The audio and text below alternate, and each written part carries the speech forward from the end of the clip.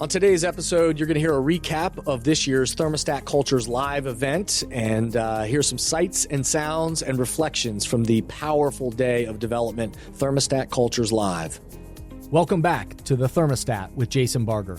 If you're currently on a commute, a walk, or just a micro break in your day, glad you're making time to step back, to think, and to reflect on the next steps on your journey.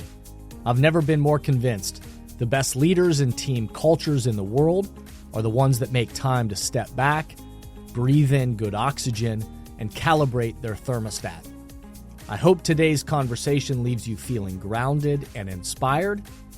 Now let's dive into today's topic to engage our minds and hearts in order to authentically lead and create compelling cultures wherever we are in the world. Okay, it was an amazing day at Thermostat Cultures Live, and what you're about to hear are some sound bites from the experience, and hopefully you feel the energy in the room that was here all day, and also so many virtual participants as well. So an amazing day, and I hope you enjoy these reflections on Thermostat Cultures Live. Ben Smith with Thermostat Cultures Live, talking to Scott Mueller, and just want to learn a little bit about what are some of his impressions of what James had to say and how the morning's going so far. Scott? Hey, Ben. Good to see you again, buddy. You know, this is a great event. I'm happy to be a part of it, happy to attend. I work for an organization, or we actually read James Clear's book earlier this summer, and it's nice to meet him in person and hear him talking about the importance of having good habits, how to get there, how to have a good starting point, how to make a commitment to it. But the other part of the message that I like with James Clear is just the art of being an incrementalist, right? Make small steps to get to the goal that you want. So my name is Christina Colon. I am the Hispanic Latina community liaison for Franklin County Sheriff's Office. One of the things that I got was, what am I aiming for? I feel like sometimes we lose ourselves into striving for too much, but we're not focusing on one thing at a time, like completing one thing at a time. And like Chloe said, it's okay if we fail. We can come back at it later on, and then we can move on into another part that we're aiming for, and how can we go through the process. So that's one of the things that resonated with me. And one of the things I like about what she said as well was sometimes we need to meet people where they're at. Sometimes we want people to understand and take our point of view. And we get frustrated and we're like, but why you're not understanding where I'm coming from? It's because we're not taking the time to get to know where they are at that moment, at that time. Maybe taking a step back and saying, okay, you're not where I want you to be, so let me help you to get to that place. Or how can we change things around for you to then understand where I'm coming from? So sometimes we might meet someone who's not ready to hear about us and is not willing to be open. But at the same time, we have to think about, why is that person being the way they are? Instead of judging them, we can say, okay, so what have you been through that you here? Or what trauma have caused you to be here? What has been your upbringing? For example, for me, when I was growing up with my godparents, I was told you have to marry a Puerto Rican. If you don't marry a Puerto Rican, you're not part of the family. So in my mind, as I grew up, was I need to marry a Puerto Rican. Otherwise, I'm not going to be part of my family. So as an adult, I had to change. I said, no, I should be able to marry whoever I want to marry, right? But at that point, it was just like, no, I have to, other people didn't understand why I said I have to marry a Puerto Rican. It was because that was installed in me when I was little. Like, I have to do that. So sometimes we have to take a step back and see where that person was at and why that person feels what they feel. Why you being guarded about being open-minded about other cultures or beliefs. What happened before we met or we talked. It's challenging, but it helps me to build a relationship. And it's a process. Not everything is going to come quick, so we have to learn how to be patient. Everything takes time. It's a process. Yeah, my name's Adam Stolley with Stolley Insurance. takeaways today. So I'll stick with the habits. James Clear, a lot of things that were said, but the things that stuck out the most were, the habits. You got to start small. I think we get overwhelmed with trying to, break or make a habit. But starting small is always a good start. And then, think about casting a vote for yourself. Like every action you have is you're casting a vote for the person that you want to be. Never thought of it that way, but these little things that we do every day, sometimes subconsciously, we are becoming the person that we are going to be. So just be conscious about, what you're doing and why you're doing it. And just really enjoyed myself today. But let's take a break. Let's pause for a second, and we'll be right back. Many teams and organizations right now are realizing that they need to do both. They need to engage the minds and hearts of their people in person, where everyone in the room can experience the energy of congregating together and find clarity for the road ahead. And they also need to continue to find ways to engage the minds and hearts of their people virtually, with those who are working remotely or at a distance. So, if you are in the process of planning your next team meeting, company all-hands event, conference or culture summit, and are looking for support with a powerful keynote speech, facilitated team conversations that are the currency for change, or deeper development on leadership mindset and an intentional strategy for the culture you're trying to create, I hope you'll contact us at jasonvbarger.com, jasonvbarger.com. It is my privilege and our honor to partner with great people to provide support in these areas. We want to breathe oxygen into your leaders and throughout your organization so you can set the temperature you want for your culture. We look forward to connecting with you soon. I hope you'll contact us at jasonvbarger.com, jasonvbarger.com. It is my privilege and our honor to partner with great people to provide support in these areas. We want to breathe oxygen into your leaders and throughout your organization so you can set the temperature you want for your culture. We look forward to connecting with you soon. I don't know. I just feel like I'm stealing things and put them in my pockets that I can work on and chew on later. What are some things that you feel like are positive changes that can be made within the organization?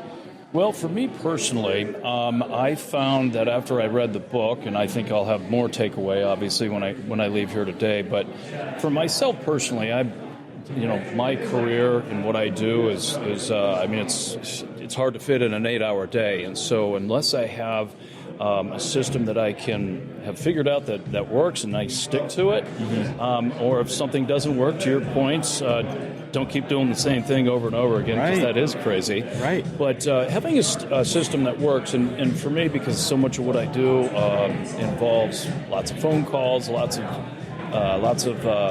webinars, lots of software demos. Time sucks. Big time sucks. Yeah. Block scheduling is a huge thing that I use in my day. That's great. James had mentioned that, being able to turn off a phone so you can actually accomplish some things that are on your plate instead of just catering to everybody else's. Yes. So you got to be intentional. How do you do it? You got to be intentional. All right. Yeah. That's good. And actually, I love that point that he brought up about the phone, because being a sales guy, sometimes what I do doesn't necessarily involve being on the phone all the time. I've got to actually do some work. So being intentional with moving distractions away so that you can be productive. Smith with Thermostat Cultures Live. Just wondered if there were some things about Jermaine and what you guys have learned today that maybe are impactful, or something that you could maybe take home. Have there been some snippets that you said, that's a really little chunk of gold that maybe is something that you'll remember and utilize? My name is Stephen Clark. I am the BDC manager at Jermaine. My name is Casey Dublin. I am the internet manager at Jermaine Lexus of Easton. And my name is Genesis Caradona, and I'm the internet manager at Toyota West.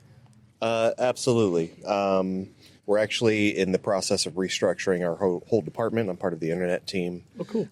So environments are changing, habits are changing, people are in new stores, new roles. It's a big process, big change, but using this, what we've learned today as far as like generating good habits, with the environment changes, we're trying to improve everybody's start clean slate. So I think this is an excellent opportunity to use some of the things that we've learned to build good habits to ensure that our team is successful in this new endeavor that we have. Okay, so one thing that I thought was funny that I'll add, and you guys can add to this if you'd like, was I've never heard goals thrown under the bus. Kind of like goals. Yeah. Goals are easy. It's the actual systems and the processes that really are the challenge. Can you expand on that? Yeah, absolutely. So I wouldn't say goals are not important, of course. Sure. It was a very interesting way to see it. Yeah. It's not actually like the goal is how you get to it, and what are the things that you need to change, and that's like really hard. Mm-hmm. It's not the step of saying, oh well, this is my goal. It's actually doing it. So I guess it's breaking that thought of everything is like this is a preset goal. This is a thing. It's like actually making things happen. Yeah. But yeah, I mean, I thought that the same thing. I was like, I never saw it. Goals were good. Yeah, I never saw that like that. Yeah. But very, very interesting for sure. Yeah. Oh, I agree. Also, where to get started. My name is Lindsay Perkins, and I am the Vice President of Events and Partner Relations at the Ohio Chamber of Commerce, and honored to be in this room today to connect and soak in the wisdom and powerful messages of so many diverse and incredible thought leaders that just remind you that there is good in this world, and the intentions of so many can fuel us and remind us that we can do hard things in our personal life and in our professional life, and be in solidarity with not necessarily people who think the same way as us or make the same decisions as us, but are unified and coming together to achieve good in the world. That felt so good to hear. Lucy Veris. My question was about accountability, and if you're setting a goal or trying to make a new habit, if you get a spouse involved or somebody at work, and how that can help increase the success rate of your goal. And James was saying it's more about you owning yourself. Like maybe you can develop a habit contract and share it with somebody, maybe to like hold yourself more accountable. But it's definitely something that you kind of have to do on like a personal mission, and you can have a cheerleader, but it's really on you to get the job done. Do you think that you'll take away some new adjustments to habits after today? I like to think I will. I think what James was saying, or Jason was saying, that you kind of have to like show up and actually take action and not just learn something new, feel good, and then you kind of fall off the horse. I think that for me is definitely something, but I wrote so many things down today. One of them was with Jason saying that one space, one use. So I think if I want to journal every day, which I've been doing better about, I need to actually like sit at the same desk every day and make it a habit. Maybe it is with my coffee, but making the actual little changes. The also example, which was great, was someone who wanted to meditate and they hated the idea of sitting there in silence. So just to get them sitting in the same spot every day, they would listen to Prince. And what a great way. Like, okay, I love an album and I'll sit in the same spot. And that's like the first step, is just getting the body with that muscle memory sitting to prepare for this new habit and this new behavior. My name's Paul Germain, the Germain Automotive Partnership. Hi, Ted. Went to high school together. So yeah, my, one of the big takeaways that I am going to bring back and look forward to kind of reflecting on is within our organization, the concept of congruency was touched on today, and it kind of had me thinking about things within our organization that are incongruent in the way that our processes and our policies and even sometimes our pay plans kind of diametrically oppose what we say that we want from certain things within our organization. And so kind of going back with a critical eye and looking for ways that we can align a little bit more effectively some aspects of our business. Or was it like, when I've kind of got a magnifying glass here now? Yeah, I mean, it's always something that's in the back of your mind, but the way that Jason framed it today was helpful for me to understand that, like, what we believe in our values are, rock solid and foundational of our organization. But does that always play out on a daily basis if the things that we do around that foundation isn't aligned. So it's a great day. Had an awesome time with our team and amazing group of speakers, and just always one of the highlights of the fall every year is to be part of this. And we're just very fortunate to have a relationship with Jason and everybody that participates. Hi, my name is Yasmin. I'm the Sewanee Community Liaison with the Franklin County Sheriff's Office. So a lot of things resonated with me today. The most takeaway for me was that coming from the oneness, serving from within outward, that was the greatest takeaway for me. That people need to show up as humans first, and to be able to be comfortable with what triggers them and to speak that trigger out loud, to be able to move beyond that trigger, whatever it is. So that I had a lot of takeaways today, and I'm very appreciative for being here. Yeah, with Chloe, I connected most with that the perception, how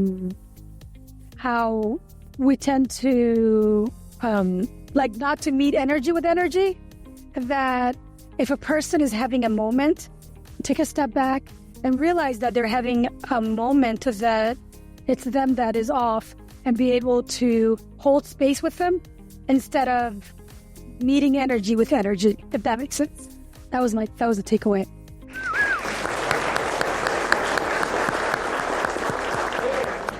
Yeah, stay tuned, and I hope you'll continue to listen, because we'll have future episodes from content directly from Thermostat Cultures Live, and we're going to be excited to share some of those in-depth conversations and dialogue that we had that was powerful. So stay tuned. Thank you for listening to today's podcast, and I hope the messages and questions stimulate positive change along your path. As always, if these messages resonate with you and add value to your life, I hope you'll help amplify them throughout the world.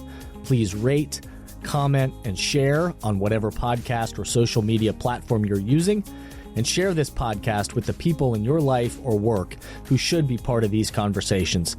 That way, this spirit does, in fact, spread. If these messages or developing leaders and culture would be helpful to you and your organization, please contact us at jasonvbarger.com, jasonvbarger.com. And remember, we are all ambassadors for the culture we want to create in our life and work.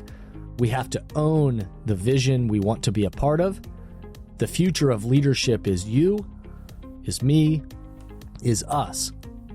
Be a thermostat.